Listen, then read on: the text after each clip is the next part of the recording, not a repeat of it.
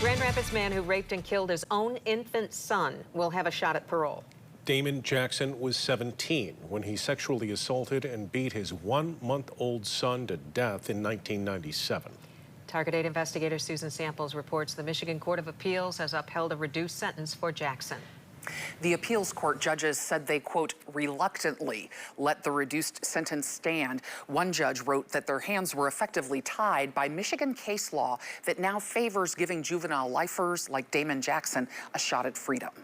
He was 4 weeks old. It's been described as horrendous, an unspeakable crime, the repeated rape and beating of baby David at the hands of his own father. He was totally blind. His optic nerves were both severed.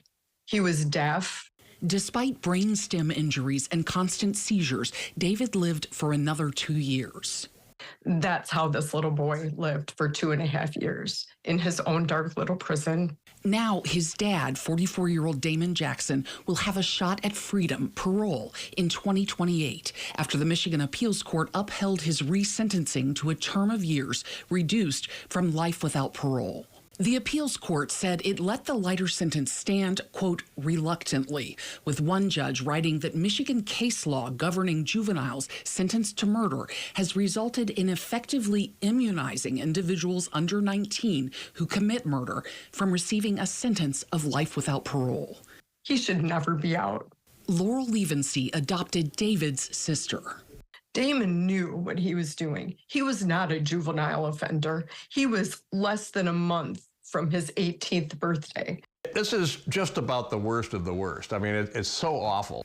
Retired Kent County Judge Donald Johnston, who oversaw Jackson's first trial, said he had never seen details so horrific. And though he said the appeals court was following changes to Michigan law, giving juvenile lifers a second chance at freedom, he's not convinced it's the right approach.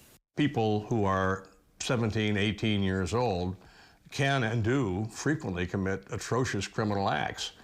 And I'm not sure that they should get particularly soft treatment simply because of their chronological age. I'm a big believer in second chances. Mark Hartman of Humanity for Prisoners applauds Michigan's new effort to give juvenile offenders another chance, pointing out research that shows brains are not fully developed until 24. Those are considerations that in the past have not been taken into account.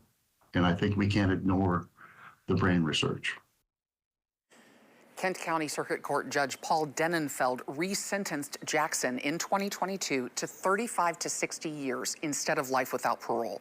Denenfeld noted that Jackson's own, quote, shockingly dysfunctional and abusive home environment as a child had a significant impact on him, and his prison record is stellar and shows he has been rehabilitated.